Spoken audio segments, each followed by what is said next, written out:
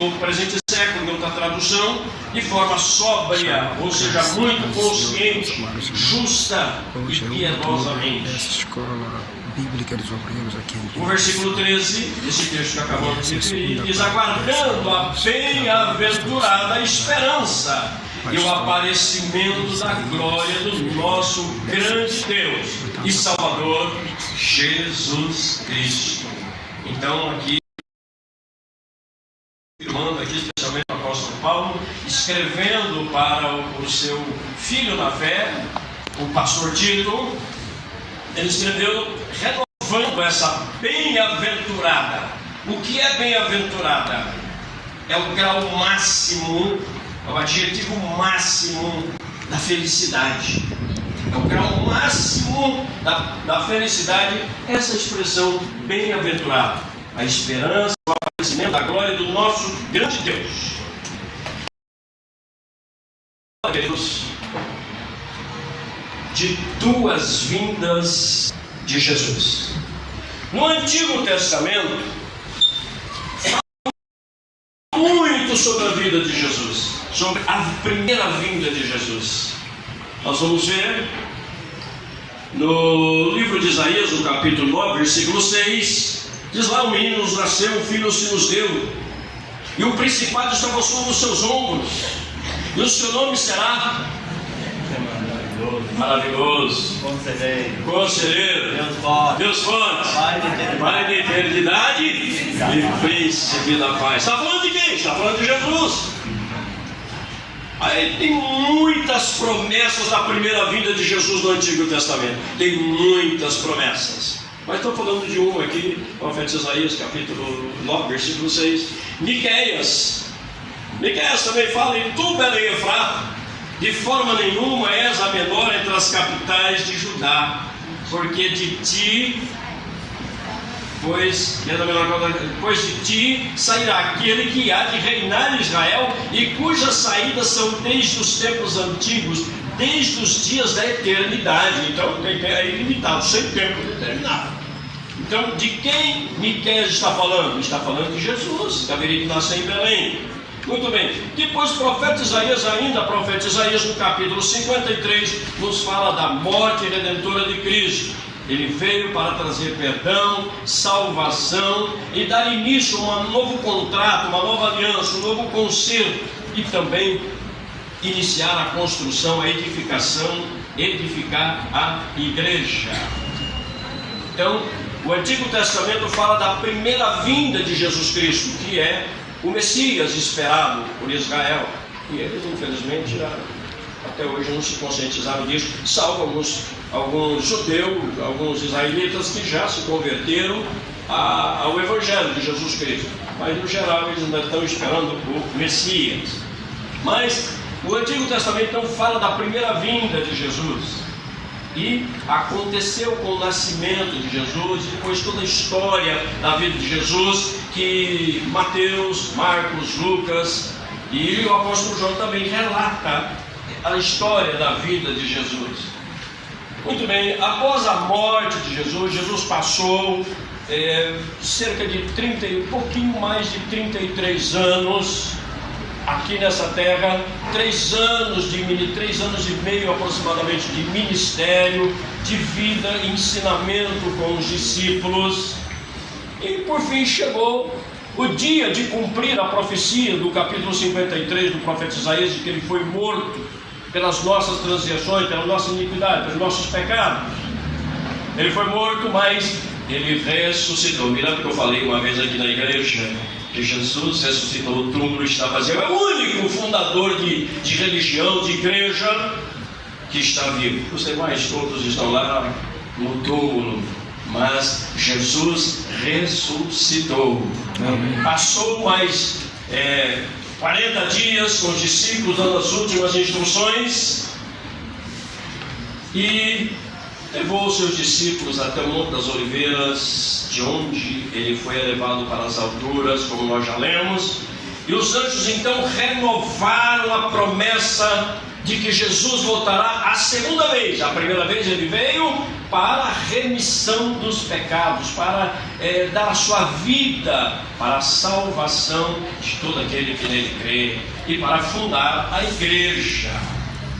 Então, como nós vimos, os discípulos, então, com os olhos não nas alturas, para cima, para o céu, então viram Jesus desaparecer entre as nuvens e não viram mais. Mas os anjos, dois seres angelicais, vieram e renovaram a promessa de Jesus. Mas Jesus já havia dito para eles várias vezes. Olha, o Novo Testamento me parece que fala 316 vezes, são 316 referências de que Jesus vai voltar segunda vez. Jesus vai voltar a segunda vez.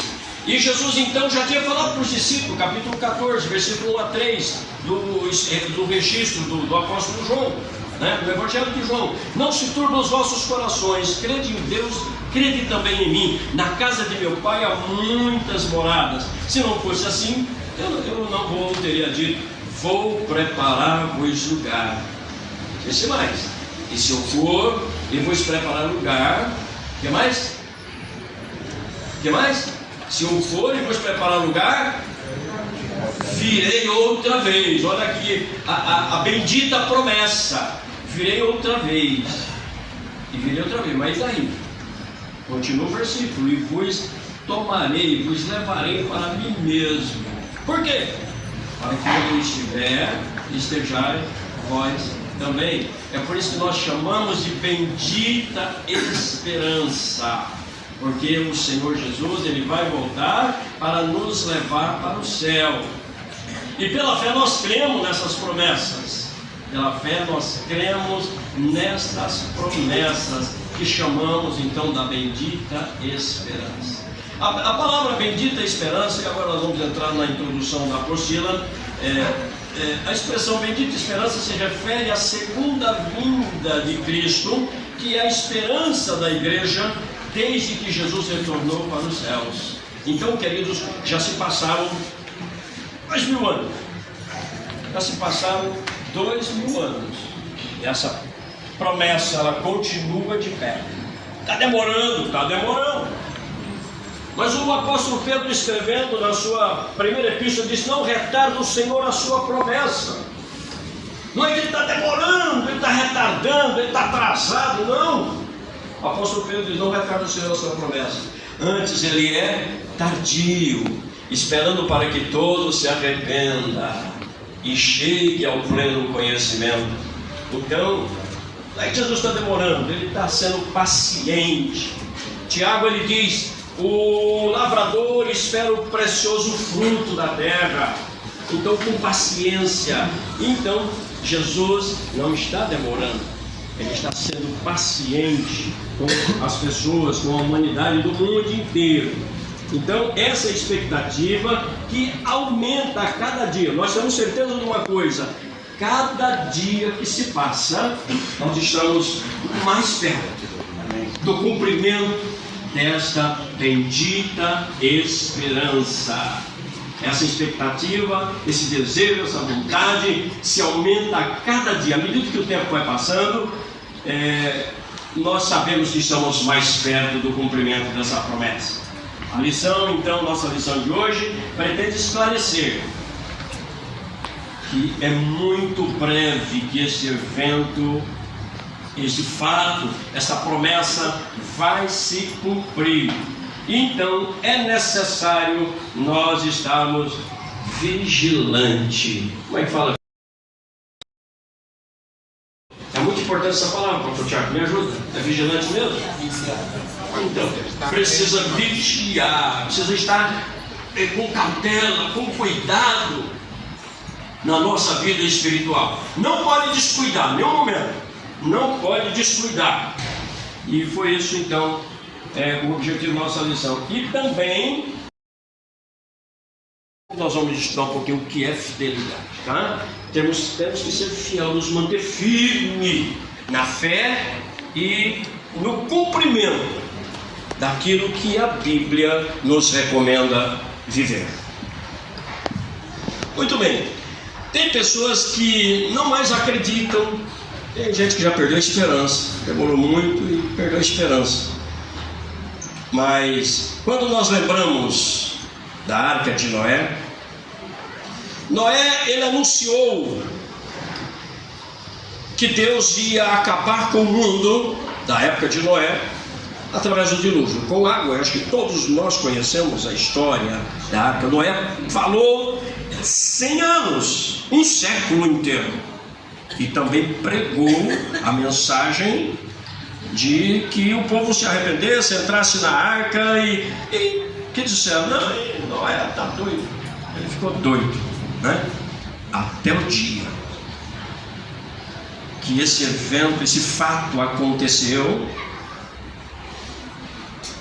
e apenas 8 pessoas entraram na arca.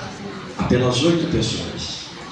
E Jesus, então, em 24 de Mateus, no versículo 27, ele diz: assim como foi nos dias de Noé, assim também será os dias do Filho do Homem. Ou seja, a volta de Jesus vai ser igual nos dias de Noé. Noé pregou 100 anos e o povo não acreditou. Apenas 8 pessoas, e não é pessoas estranhas não, é uma família mesmo. Mas nós aqui, nós somos a família, né? Nós somos a família de Jesus. Nós cremos, nós confiamos nas promessas do Senhor Jesus. E Jesus disse, assim como foi nos dias de Noé, assim também será nos dias do Filho do Homem. Essa é mais uma vez a confirmação da bendita promessa. E eu disse que a Bíblia fala, o Novo Testamento fala 316 vezes nessa bendita promessa. Muito bem, breve o Senhor virá. Acabamos de cantar aqui, breve Jesus voltará. Então nós vamos alimentar essa esperança mais forte, cada dia mais forte. Vamos alimentar esta esperança, porque esta é a esperança da igreja. Tem um povo aí que diz que a esperança é viver aqui, é ficar aqui na terra renovada, mas a nossa esperança é morar no céu. Foi Jesus que prometeu. A vinda de Jesus é tão certa. Veja, nós temos, quem tem certeza, ainda que eu morra hoje, mas eu tenho certeza que o dia de amanhã vai vir. Nem que eu não esteja mais aqui, não tem problema. Mas o dia de amanhã é certeza que ele vai vir. Porque ainda não cumpriu tudo que a Bíblia diz para se cumprir para o fim do mundo. O final da existência, da geração humana. Ainda não se cumpriu tudo. Então eu tenho certeza que o dia de amanhã ele vem. A volta de Jesus tem essa segurança, essa certeza. Assim como o dia de amanhã é certo que vai vir, estando eu aqui ou não, não importa, a vinda de Jesus tem toda essa certeza. Isso vai acontecer, porque fiel é o que prometeu. Muito bem, então a vinda de Jesus é tão certa, disso nós temos nenhuma dúvida. Este dia está próximo. Os sinais que procederão, ou que os sinais que Jesus comentou que viria antes da sua segunda vinda, já estão aí, já está se cumprindo. A segunda vinda de Cristo é uma verdade ensinada na Bíblia inteira, assim com muitos detalhes, nos evangelhos, nas epístolas, e todos os ramos do cristianismo, nenhum ramo do cristianismo põe dúvida que Jesus breve vai voltar. A única coisa, a única situação que às vezes tem alguma forma de compreender no que diz respeito a como vai acontecer, como vai ser. Alguns têm dúvidas e divergem, mas há diversas interpretações sobre o tema que fogem ao objetivo do nosso estudo de hoje. Inclui-se na expressão segunda vinda, o arrebatamento da igreja. Na verdade, queridos, o arrebatamento, a segunda vinda de Jesus também não é o objetivo do nosso estudo aqui, mas não custa nada nós falarmos um pouquinho. A segunda vinda de Jesus vai se desdobrar em 2 fases, ou eu diria até em 3. Eu acho que até em 3, podemos até dizer que em 3. A primeira delas é o arrebatamento da igreja. desta vez do arrebatamento da igreja, o mundo não vai saber no momento que Jesus estiver voltando para arrebatar a igreja. O mundo não vai saber, ninguém vai ver, ninguém vai saber, só os crentes, só os crentes. Os mortos que morreram em Cristo vão ressuscitar primeiro, de que nós que estamos vivos. Se isso acontecer hoje à noite, os mortos que morreram em Cristo serão ressuscitados. E depois nós, os que estamos vivos, recebemos um corpo de glória. Sabe aquele corpo que Jesus recebeu quando ressuscitou e ele subiu para o céu num corpo glorioso? É aquele corpo que nós vamos receber, um corpo transformado. E seremos arrebatados para o céu. E quem vai fazer esse trabalho de arrebatar a igreja? Jesus não vai voltar aqui na terra. A Bíblia nos diz que Jesus não vai voltar aqui para pegar eu, pastor Tiago, pegar todos nós aqui e levar no colo para o céu. Não, quem vai fazer isso é o Espírito Santo.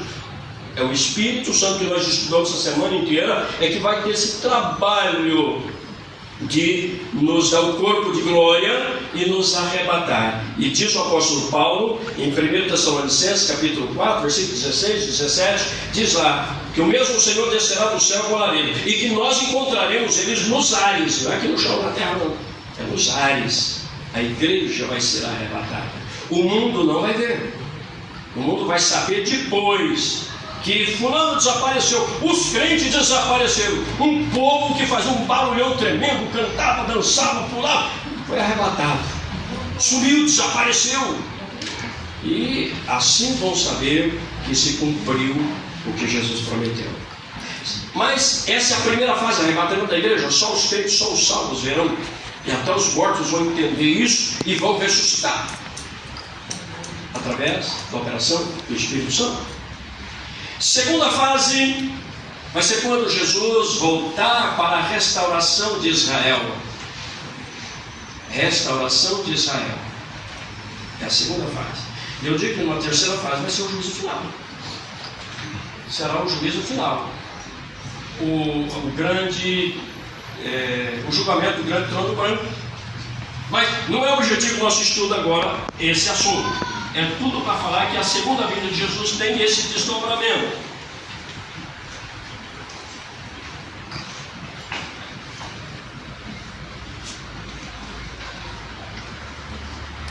É uma promessa de Jesus. Ele prometeu voltar para buscar e nos levar para o céu. João 14, 1 a 3, que nós já fizemos aqui a referência. Mas parece que antes do Pentecostes, os discípulos ainda não tinham a compreensão exata desta vinda. Pelo que se pode observar na pergunta dos discípulos: Senhor, restaurarás tu neste tempo o reino a Israel? Isso está na nossa leitura principal, no versículo 6. Talvez estivesse ainda pensando no reino físico. Por quê? Porque nos dias de Jesus, o Israel, na verdade já tinha sido extinto, o reino do norte já tinha sido extinto no ano 722 a.C. Porém, sobrou o reino do sul, que é chamado Judá, é onde dá a origem do nome dos judeus. Era no reino do sul tinha Judá e Benjamim. E Judá estava sob o domínio do Império Romano. E quando eles viram Jesus e creram que ele era o Messias, eles achavam que Jesus já veio para restaurar o reino de Israel, ou seja, libertar o povo judeu ou Israel do domínio romano. Eles achavam isso, e até agora questionaram a Jesus desta forma aqui. Ó Senhor, será que é agora que o Senhor vai restaurar o reino de Israel, nos livrar do Império Romano, do comando do Império Romano? Mas Jesus então corrige eles. Jesus dá uma puxadinha, não. Olha, o dia e hora dessa bendita esperança é exclusividade apenas de Deus. Jesus disse: olha, aquele dia e hora, porém, ninguém sabe, nem os anjos no céu, nem o Filho, senão somente o Pai. E aí Marcos capítulo 3, versículo 32 também fala: quanto, porém, ao dia e hora ninguém sabe.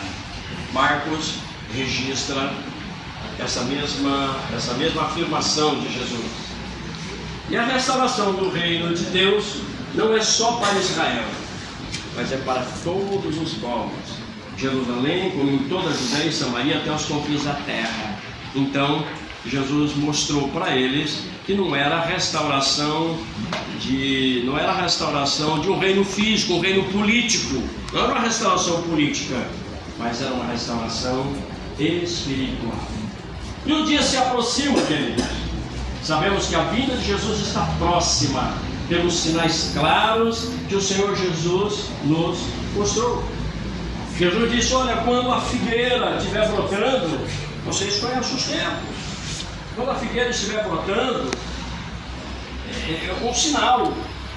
Então sabemos que a vinda de Jesus está próxima pelos sinais claros que o Senhor Jesus nos deixou.